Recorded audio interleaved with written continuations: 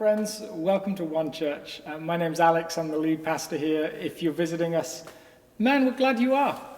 But you're visiting us on our last week of being a true digital online community. Now, we are excited that we get to keep doing live stream, and we'll talk more about that in a second. But excitedly, we are next week returning to live in-person services here in our building. The stage is lit, somewhat ready to go. We've been making plans as a leadership team, as a volunteer team, wrestling with how we do that well. But now, because the government have said that we can get back to meeting together at 25% capacity, next Sunday, June 21st, which is also Father's Day, this room will be open for worship. We're going to begin like this. We'll have one service at 10 a.m. It will be live streamed for those of you that don't want to leave your house yet, because we understand that there's some of you that fit that category. But as we surveyed you and people responded, what we found was this: almost 70% of you said that you were comfortable coming back to a live service the first week that it was available. So we're going to take lots of precautions to make that as safe as possible, while also trying to give you as normal a church experience as possible. But we're excited that so many of you felt like you were ready to return to doing church together. So, what to expect next Sunday when we come together in person? So firstly, some little things will change. The doors will open at 9:50 to sort of minimize the mingling. There will sadly be no coffee, and the refreshments that our church is famous for will not be on offer before or after the service. But here's some wonderful news. You can stop by Dunkin' Donuts and grab coffee and donuts. You could stop by a myriad of other places and get snacks and treats to your heart's desire. It's possible for that to still happen, even though you don't get them for free. We thought for a while about sending you money so you could buy treats on the way here, but then we decided, no, we would let you buy them yourself.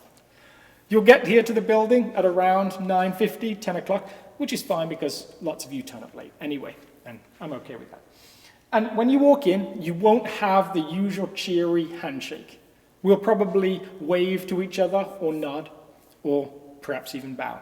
There will be no holy kiss, as talked about in parts of the New Testament in this church at this time. We are asking all of you to come wearing masks. You cannot wear a mask in your car, of course. You cannot wear a mask in the parking lot. But when you come in, we are asking you to wear a mask to your chair. We are working through how to lay this out as well as possible with the maximum distancing, while hoping that we can find 12 feet between seating pods in groups of 4. Because that's a number that covers most of us. Lots of us come as couples, maybe families of 4 or 5. If you're a family of 5, grab an extra seat and add it to yours. But we'll be in pods of 4 or 5, spread out across the sanctuary as much as possible. We'll have the doors open to keep a good supply of air walking through, to try and create as much of an outdoor experience as possible. But we'll be here in our sanctuary. We're asking you to make sure that you keep wearing a mask if you choose to participate in singing. The people on stage will not be wearing masks, but they will be a considerable distance from anyone in chairs. That will be our experience for the first few weeks at least, and we'll wrestle with the tensions of when to change along with everybody else. I had so much joy going out and seeing restaurants start to be filled again. Outdoor capacity was just, it was packed. I went to Ravenswood in Clifton Park the other day, and it was 45 minutes to get a table, and it was full, and people seemed to be enjoying themselves. And what we're hoping is to see the same energy begin to come back to our church buildings. But it will have those precautions in place. We take extra care with cleaning the building, and we have to already, because our summit program is back up and running as a full daycare right now. And so the building is clean and sanitized and ready for you to use.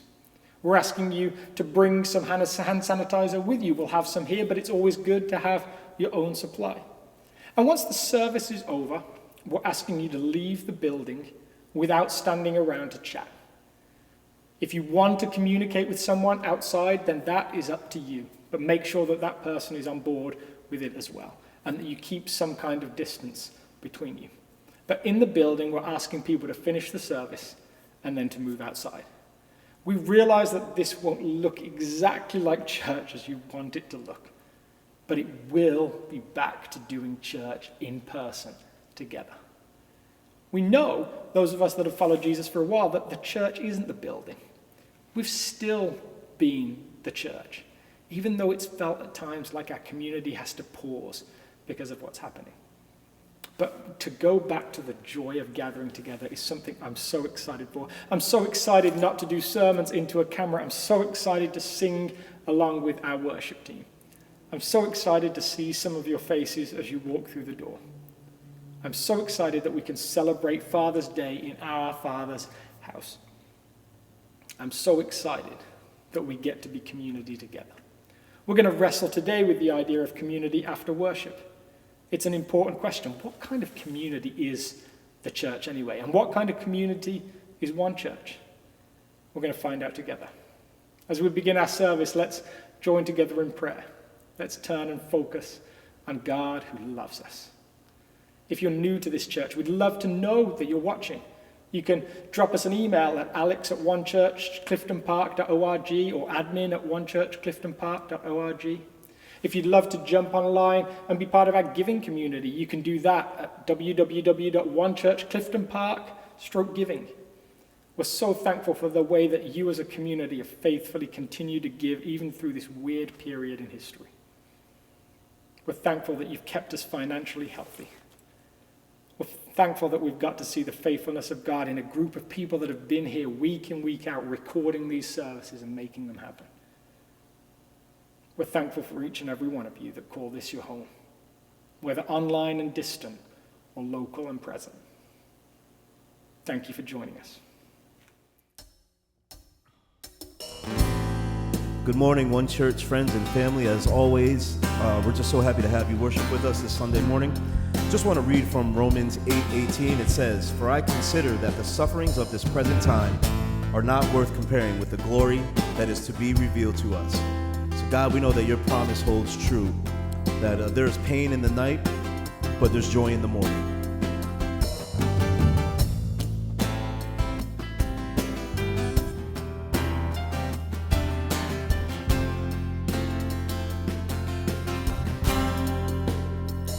You're the God of this city, you're the King of these people, you're the Lord of this nation. You are. You're the light in this darkness, you're the hope to the hopeless, you're the peace to the restless. You are. There is no one like our God. There is no one like our God. Greater things have yet to come, greater things are still to be done in this city.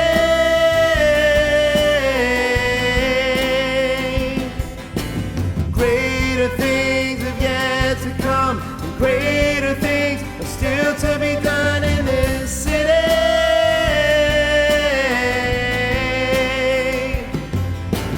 Greater things have yet to come, and greater things are still to be done here.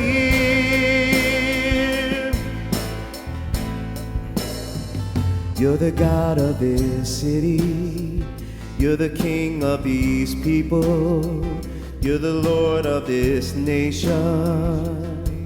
You are.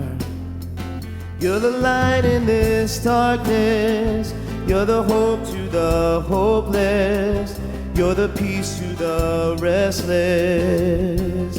You are. There is no one like our God. There is no one like our God.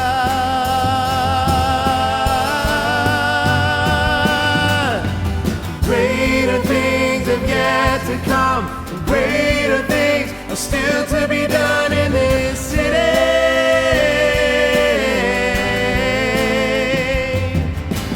Greater things are still to be done in this city.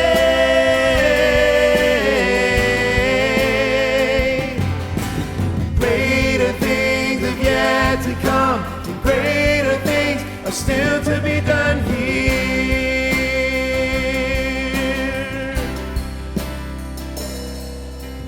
There is no one like our God. There is no one like our God.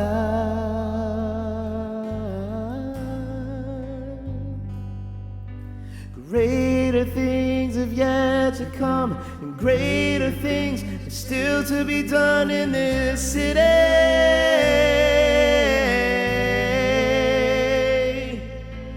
Greater things have yet to come, and greater things are still to be done in this city.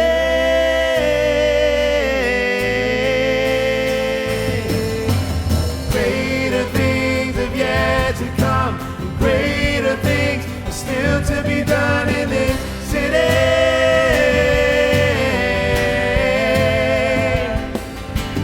Greater things have yet to come, greater things are still to be done in this city.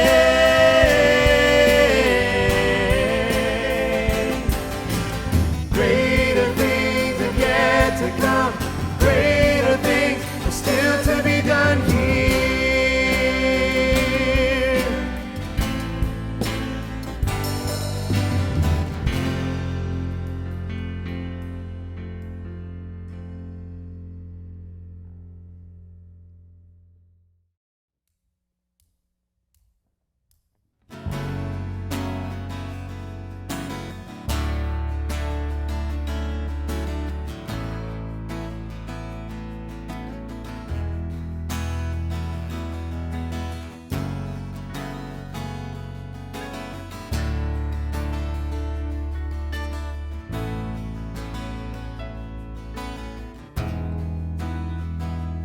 Lost or saved, find their way at the sound of your great name. All condemned, feel no shame at the sound of your great name. Every fear has no place at the sound of your great name. The enemy, he has to leave at the sound of your great name. Jesus, worthy is the Lamb that was slain for us. Son of God and man, you are high and lifted up. All the world will praise your great name.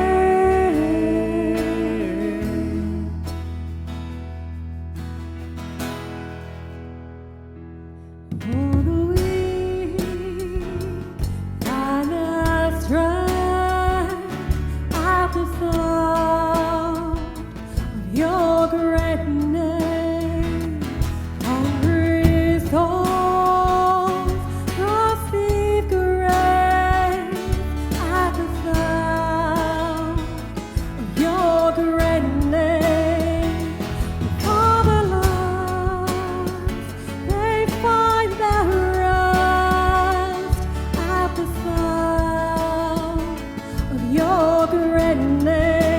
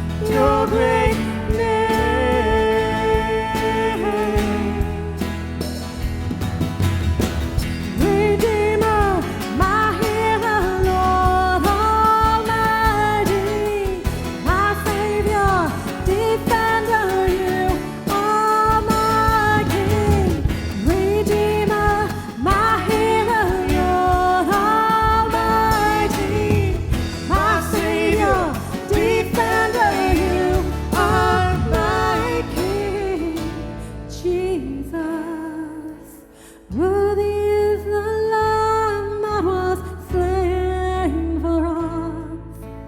Son of God and man, you are high and lifted up. And all the world will praise your great name.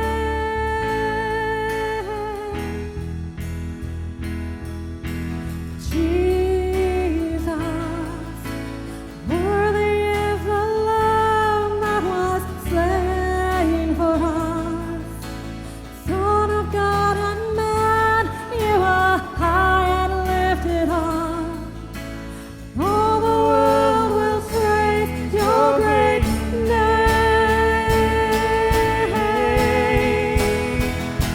Your great name. Your great name. Your great name.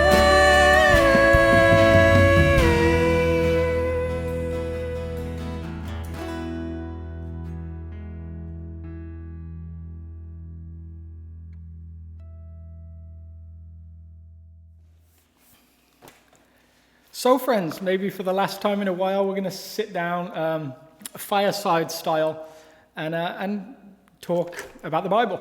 We're going to carry on with our series in a second that we've called Going Global. We're looking at this book of Acts and figuring out what does it have to say to us, the church. This is early church. This is right after Jesus' time. This is the first time people try to put those principles into practice.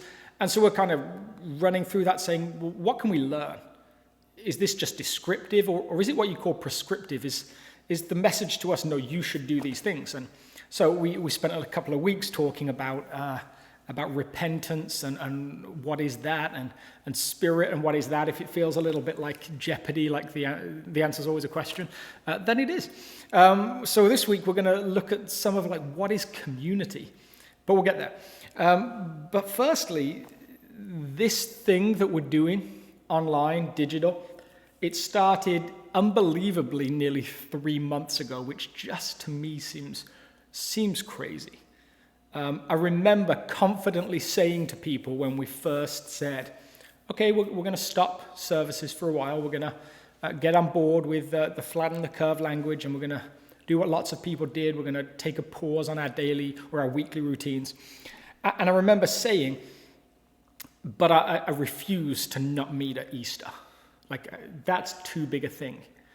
And then here we are a couple of months after that, or a while after that now, a month and a half after that. And I'm like, wow, this has been a long time. And there was some hurt there, heartbreak there, maybe is a better word. I remember the day I walked into a liquor store to buy some wine and saw a sign on it that said, we will be open Easter Sunday. And thought, man, I can't believe I live in a time where a liquor store is open on Easter Sunday and the church is closed, like they're essential and we're not. And then there's been some good from it. Like, we've got to meet so many of you guys. Okay, meet is a weird word for it, but some of you guys that are listening in different parts of the country or even the world, and you for a little while at least, and maybe longer, have got to be part of our community. And that's an awesome thing, and something we want to value and keep as a part of what we do. We're so glad that you're dropping in with us, that some of you will appear on the chat from different places, and that just is such a heartwarming thing to come from this. And yet at the same time, there's that sense, and maybe we'll see why in a second, there's that hunger to say, I want some kind of community in-person thing again. It may have some costs, and stick around with us for the end of the service, because we're going to run through airplane security, safety information style, exactly what it is that we're going to do next week. But we do get to come back to meeting again in person, and who would have thought it would take 3 months to get to that point? And so for those of you that stuck with us, those of you that waited around, that did the online thing, that kept giving, that kept sending messages in and things like that, kept sharing the links with friends, thank you for doing that. And thank you for being our church community online. We're going to look at this passage in Acts, and it will teach us a lot, I think, about why it worked. I will smoothly turn the Bible the right way around. We'll jump into this. Because this passage is like, if the church was born on Pentecost, this is like, in some ways, the church's first birthday or something like that. It's actually basically the same day, but it's got that sense of the church is suddenly something bigger than 12 men, 12 great men that have been filled by the Spirit and now are doing things, but it's more than that now. So here we go. They devoted themselves to the apostles' teaching and to fellowship, to the breaking of bread and to prayer. Everyone was filled with awe at the many wonders and signs performed by the apostles. All the believers were together and had everything in common. They sold property, possessions to give to anyone who had need, and every day they continued to meet together in the temple courts. They broke bread in their homes and ate together with glad and sincere hearts, praising God and enjoying the favor of all the people. And the Lord added to their number daily those who were being saved. So before we get too far, let's just read the little verse before that, because that will link us to what we've read the last couple of days. We talked about this big moment of Spirit, where it says that it was like tongues of fire came down, and wow, what a thing to unpack. That's beyond any of our experience, but it's one of those amazing, very rare sociological events where a huge group of people claim to have heard from God at the same time. Another one is around the Ten Commandments in the Old Testament in a book called Exodus. It's rare sociologically, and this is one of those moments we just saw a couple of weeks ago. And then there's this moment where people start doing this thing called repenting. They start turning around and coming back in the direction they're supposed to go, back towards the God that made them and loves them. And then we have this part where it says, with many other words, he warned them and pleaded with them, save yourselves from this corrupt generation. Those who accepted his message were baptized, and about 3,000 were added to their number daily. So we are a fairly small group of people following Jesus. Sometimes you hear these stories about churches that plant, that begin, and the guy's like, I had like 1,000 people on the doorstep the first day. I don't really know how to explain it. I would suggest most of them don't happen in the Northeast. I remember someone saying to me once, the Northeast is a weird place. People go to church and say that they don't, whereas in the Southeast, they go to church. They don't go to church and say that they do. So those huge church planting stories probably aren't in this area. Maybe we're a little more, is the word cynical, maybe less religious. Our local area, the capital region, a couple of years ago was the number one unchurched area in the whole of the United States. I think we made the amazing jump up to like 6th, or down to 6th this year. But this is an area where people have questions about church. Those starts of like 1,000 people don't usually happen. Imagine what it feels like to take 3,000 people and say, we're starting church, we're going to figure out what this looks like. That to me sounds like a logistical nightmare. It sounds like a toddler, and this is where I said it's like the first birthday. It sounds like a baby whose head is too big for its body, that's kind of wobbling all over the place. How can you have any kind of structure, any kind of system for 3,000 people that suddenly said, we want to do church together? Especially when you look at what they mean by church. Let's just have a look at that verse for a second. They devoted themselves to the apostles' teaching and to fellowship, to the breaking of bread and to prayer. There's 4 elements. Now, I know that you can't get enough of it when I teach, that you would sit here for hours and listen to me. So that's an important part of what we do, obviously. And we do the breaking of bread. We did this thing last week, for those of you that were with us. We gathered, albeit across screens, and we took bread and juice, some places wine, some places crackers, and we took and remembered that Jesus had died for us, something that he left for us to do.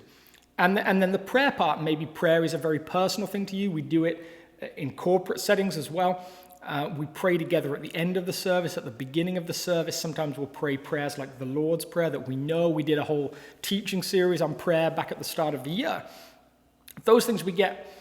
And then there's that bit in the middle where it says, and to fellowship. Now that, like some of the other words we've looked at, is this really old-fashioned word. It's this Greek word, koinonia, which simply means, yes, fellowship, but as you root down into it, sharing, community, doing things together. This is a group of people that have come together as a community. There's something about them that they have maybe more in common than they have to separate them. They have chosen to become one. They've given up some of their individual stuff to be part of that thing. And as you get further down, it says that this is kind of like the definition of their community, their fellowship or community. All the believers were together and had everything in common. They sold property and possessions to give to anyone who had need. This is what their community looks like in practice. It's a group of people that are saying, we're going to come and we're going to pool stuff. We're going to share. There were no needs in this community that were not being met. Now think about how we've dealt worldwide with that sense of there's people in need. Now, again, one of the things we wrestle with as a community, all kinds of people, all kinds of political, like levels of the political spectrum within our community. And there's no point me talking about what to think politically because you've already made up your mind for the most part. It's a hard thing to change. But when we think about it, we've had different ways to address that, haven't we? Because I don't think any of us think that everyone should just starve. I don't think there's anyone that thinks that. So on one hand, we've got like the far left theory, which has been, let's redistribute some stuff. Let's take some of the wealth of the richest people, or lots of the wealth maybe of the richest people, and we'll pool it, and we'll give it out to people that have need. To the far extreme, that's basically, there are no private enterprises. Everybody shares, everybody has the same, and you will do it, and you'll like it, because we say that you'll like it. And then on the other hand, you've got this idea of, well, the market will correct itself. It'll figure it out. The cream will rise to the top. Anyone can achieve in this country. Anyone can make their way in America. You just have to have the right enterprising spirit. And then you too can be wealthy. It's not that there's needs that can't be met. It's just that you have to work to try and meet them. And of course, those are caricatures of two extreme arguments. And there's been different ways to try and fix this problem, but we've wrestled, haven't we, with this problem of not having enough. This early church came together with that model that said, we're going to make sure there's enough by taking what we have and sharing. They came together as a community. This is their community in action. A couple of years ago, the tech company Apple used this image, gather round, as like a reduced down picture of something for one of their conferences. And it made me think that it's really the church community in reduction. They were this circle of people that was always expanding. For the whole of Acts, this group of people will expand outwards and draw more people in. Because there's something about human beings. We not only crave community, but it's actually something that in the earliest parts of especially this Bible that we read as followers of Jesus, that we're told that we need. In the earliest parts of Genesis, God will say it's not good for man to be alone, that he needs partnership, he needs community. And then this story of Pentecost, and we've kind of touched on this a little bit the last couple of weeks. This story, Pentecost, takes place on a Jewish festival day called Shavuot. Shavuot is this celebration of the day that the people of Israel, these people that had escaped from Egypt, were given a law, and it's like that was the day that they became a community of people. Rabbis would say on that day, God married Israel. They became a group. And on this day, the church became a group in a new way. There's been that story of, well, we need community. God pushes us towards it. In a book called Leviticus, which we think of being this book of just law after law after law. In Leviticus 19, where you get these detailed laws about when you can eat from a particular tree that you've planted. It's 3 years after it's planted, just in case you were curious. When you can do this thing and this thing, it's all very particular stuff.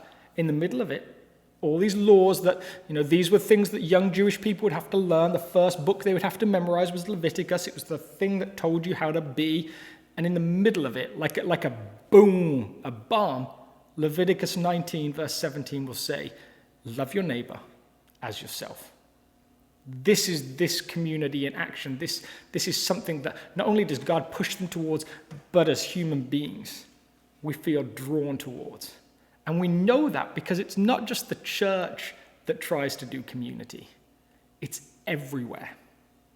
So think about what we're seeing at the moment. Some of you may have seen this image or something like it on television recently. We are talking about Chaz, the Capitol Hill, I believe it is, autonomous zone, a small section of the city of Seattle that has been barricaded from the inside. So a group of people protesting took over this 6-block area, turned the police barricades around. The police chose to leave the precinct peacefully. And then now they are doing community there. And we're kind of watching this unfold in front of us. And we don't need to go into the politics of that right now because, again, as we said earlier, you probably already know how you feel. Some of you might think this is a wonderful thing. Some of you might think this is a terrible thing. Some of you might think this is like a new thing that might be successful. And some of you think there is no way this thing will be successful. And all of those views, there could be a whole different bunch of reasons for them. But what we see is a group of people that crave some kind of community and some kind of like that spirit there where they feel alive. It's not just in things like that we see it. There's this festival that takes place out in the desert of Nevada every year called Burning Man. Now, there's a whole bunch of crazy stuff that goes on there. So in no way is this an endorsement of Burning Man.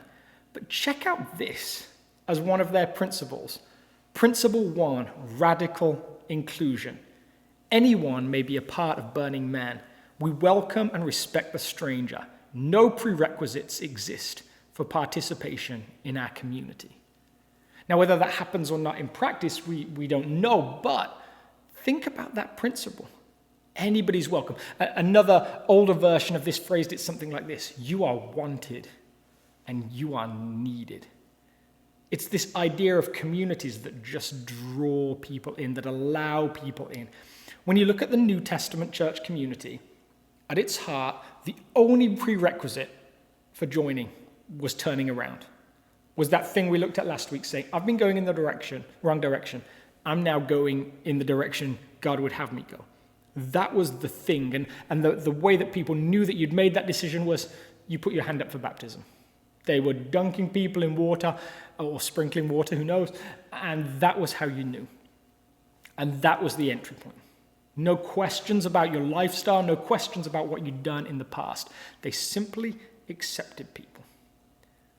That was what community looked like there.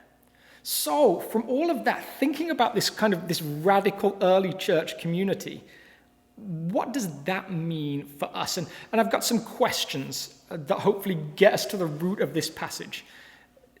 My question is this: if community is something that God says is good for us, that he pushes towards us in multiple places in this Bible, but just a couple that we've looked at in Genesis, in Exodus, in Leviticus, what's the tension? Or what's the struggle? Why is that a problem? Why is it that community fails? And there's maybe bigger sociological reasons that communities struggle. I happened to see a picture of again, going back to Chaz in Seattle, I saw a picture right here of their community garden. And any of us that have gardened at all would say they're going to have a problem soon.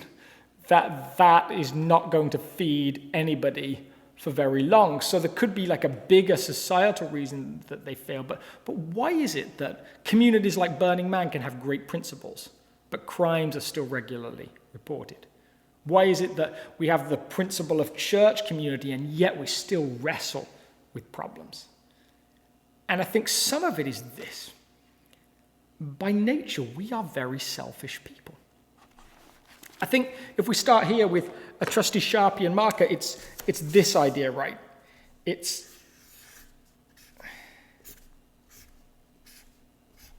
Check that out.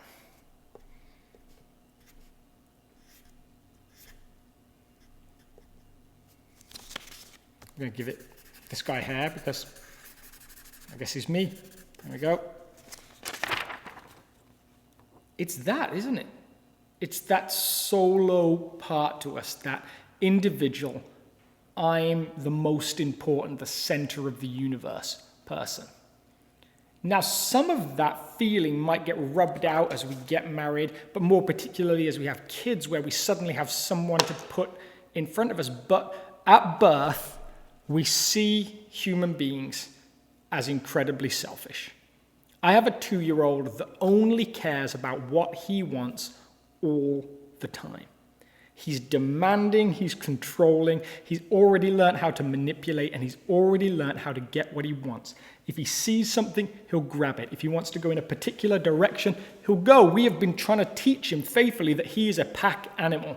He is part of a group. So we would take him on walks, and when we go in one direction, he would steadfastly decide to go in the opposite direction. And when we turned and went his direction, he would steadfastly walk the other direction. He simply wants what he wants. And while kids, as we look at them like as sociologists have observed them, they learn to correct that, they learn to share in things at 7 and 8, at heart, that selfish root is still massively problematic for what community looks like. Think about this just in these terms, like that there can be a common goal for something. I went on a walk the other day for Black Lives Matter. I wanted to be involved. I wanted to be supportive. I wanted to recognize that there's ways that our nation has problems. I don't necessarily agree with everything, but I wanted to be a part of that. And think about something that I've seen in society. I've seen ways that this is an important issue and that there's things that we need to do as a society. There's ways we need to move forward. And yet I'm selfish. So we went on this walk that was just a couple of miles. And about a mile in, I realized I'd worn the wrong footwear. And my feet were hurting. And for the next 15 minutes, I desperately thought of ways that I could leave the walk without being noticed. I was like, my feet are that bad. I just want to find an exit. And yet something told me that what was happening was bigger. It took all of this work to overcome my natural inclination to selfishness. I just wanted to stop walking. I just wanted to give up. I just wanted to worry about me. I know that all the issues that we're talking about there are way more important than my feet hurting. I know that significant things and wrongs have been done to people that are far and away beyond that more painful. But in that moment, all I could think about was the me part. My feet hurt. I want to stop. When we experience any kind of tension, pain, any of those things, very quickly, we're reduced down to what's best for me. That's a tension that we live with. The metaphysical poet John Donne from the 17th century in England said this: "No man is an island entire of himself." What he was trying to say or trying to get at was the fact that anyone else's suffering should affect us. And yet, when we think about it, so often we live lives that are the opposite of that. This is the wonderful 2002 Hugh Grant movie About a Boy. It's definitely worth digging out of the archives if you've never seen it before. But the basic premise is this: he is really well off. His dad wrote a song about Christmas years and years ago, and he's been living off the royalties ever since. And someone comes into his life, a young guy comes into his life that he kind of builds a relationship with and befriends. He's getting bullied at school. He helps him out in the situation. And as that boy comes into his life, he starts to wrestle with what's been asked from him on a community level. And then also the tension of, like he says, no, I'm an island. And as he phrases it wonderfully, I'm Ibiza is what he says, this party island stuck in the Mediterranean. He has this sense of, I am an individual. And there's this wonderful shot that the filmmakers capture as he's walking over a bridge in London. He's walking one direction and everybody else is walking the other direction. His reaction to no man is an island is this: no, I am an island. And yet community, on some level, requires us getting to that point of saying, no man is an island. I'm part of something bigger. I'm part of the circle. And the circle is getting bigger and the circle is spreading. And I'm willing on some level to give up what's so necessary or so felt need to me to see the circle spread. That's what this early church get to in their sense of community. They wrestle with this idea that we're part of something bigger. And it doesn't seem like it's easy for them either at times. Check out this passage just a couple of chapters later into this book, Acts, and we see them start to experience that sort of first tension between the I and the we. In those days, when the number of disciples was increasing, the Hellenistic Jews, that's like a group of Jews that had lived in Greek-speaking worlds or lands, among them complained about the Hebraic Jews, the people that had stayed in this nation called Israel, because their widows were being overlooked in the daily distribution of food. So the 12 gathered all the disciples together and said, "It would not be right for us to neglect the ministry of the word of God in order to wait on tables. Brothers and sisters, choose 7 men from among you who are known to be full of the Spirit and wisdom.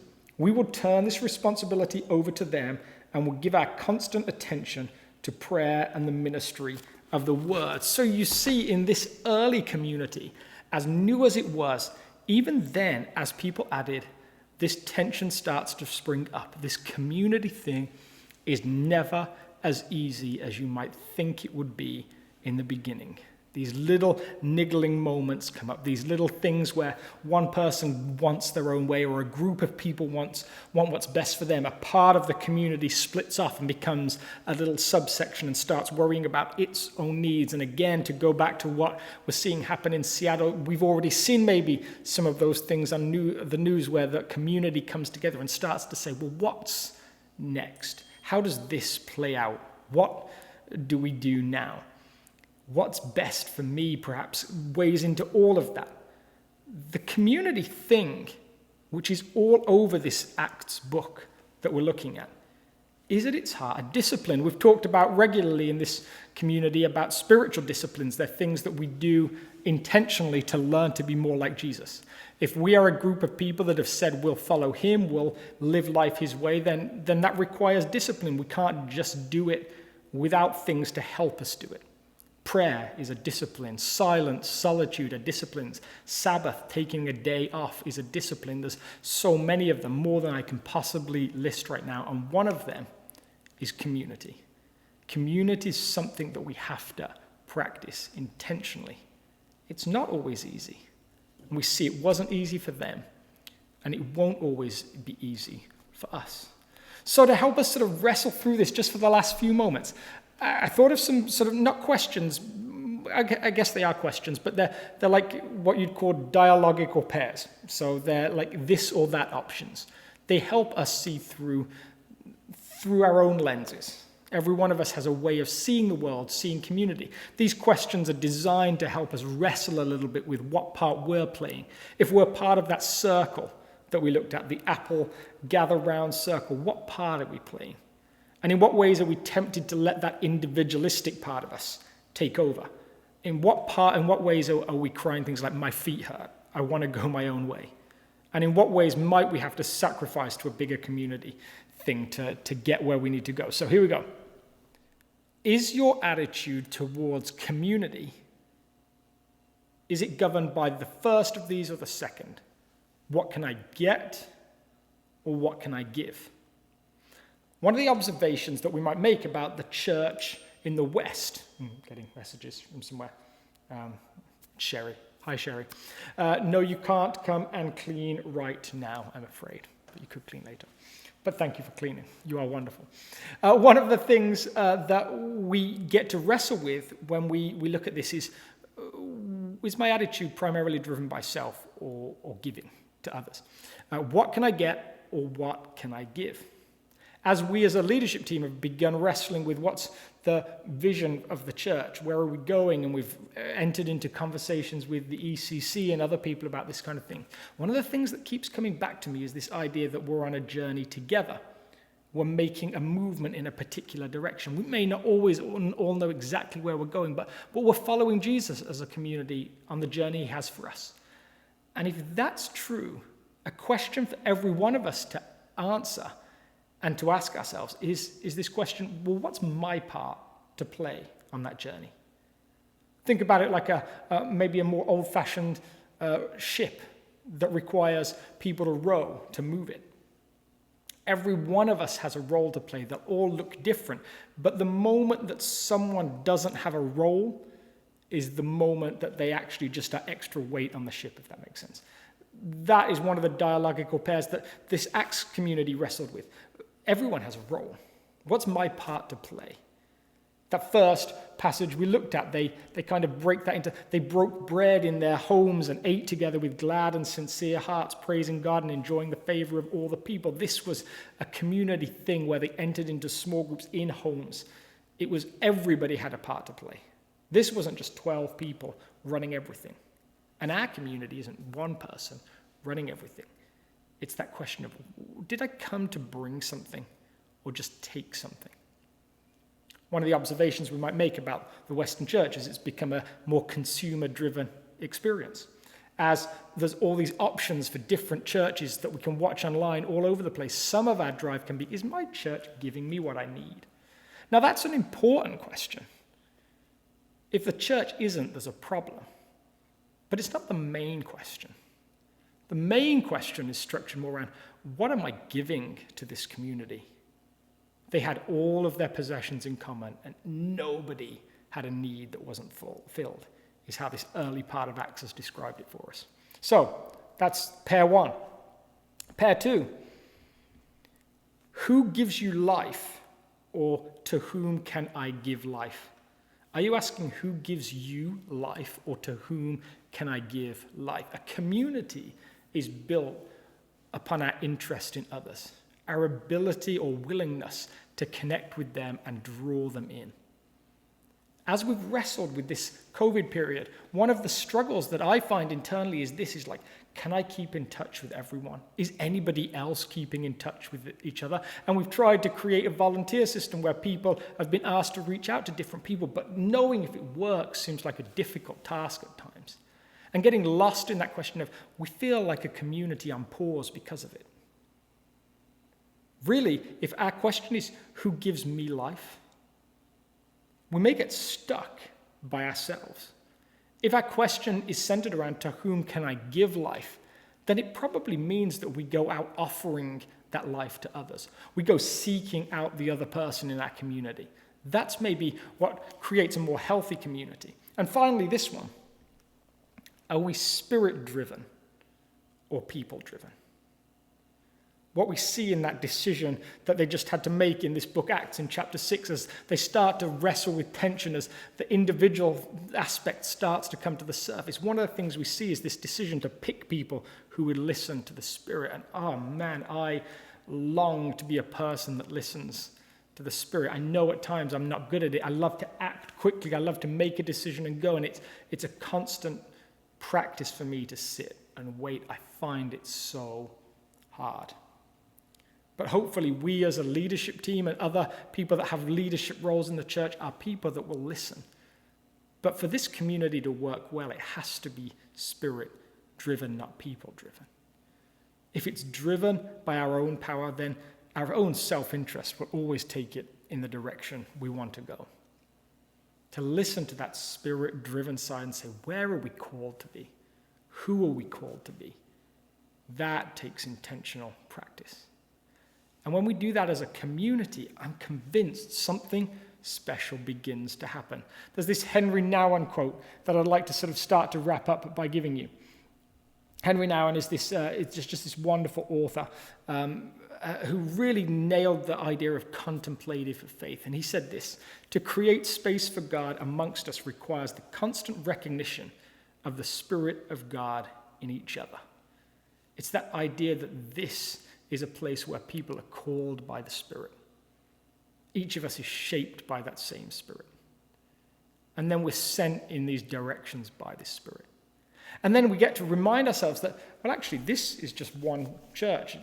We're called one church, but we're also just one church amongst many. This kingdom thing is so much bigger than this community. We're part of this bigger thing that's been going on for 2,000 years.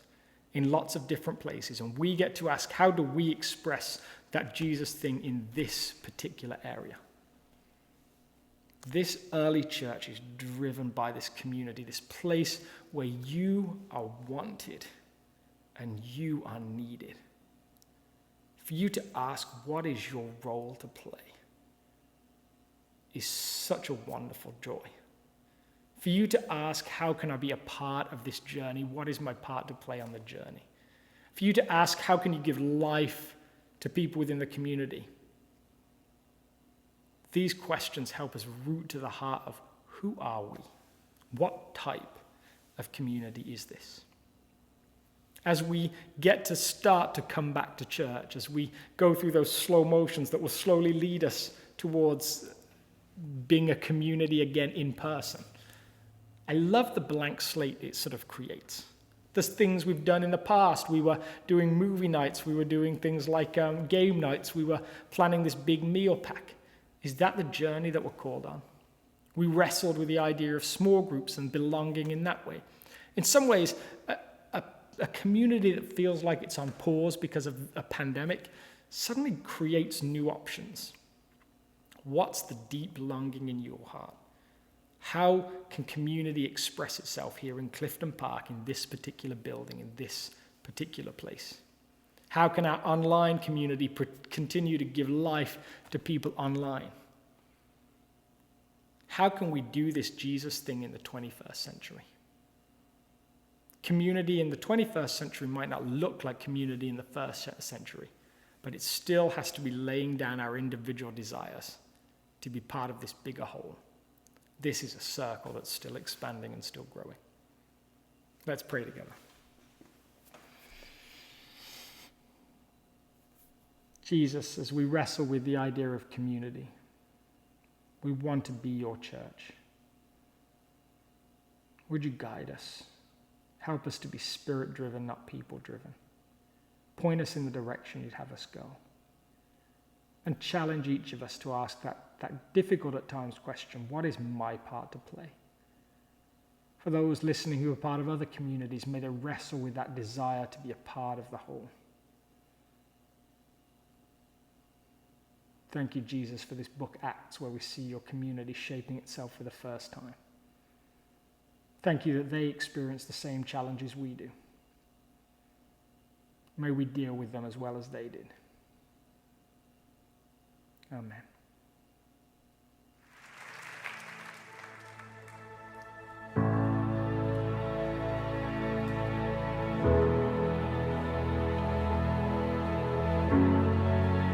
Sing together, Father in heaven. Father in heaven, holy is your name. Your kingdom come, your will be done on earth as it is in heaven. Our Father in heaven,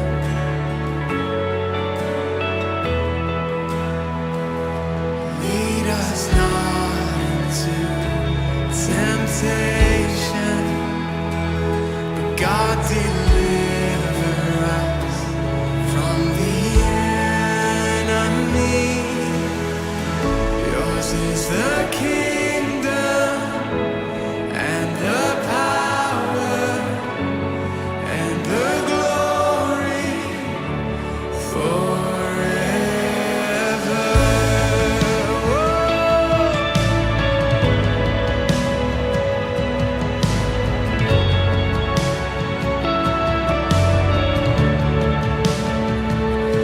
Give us each moment all that we need.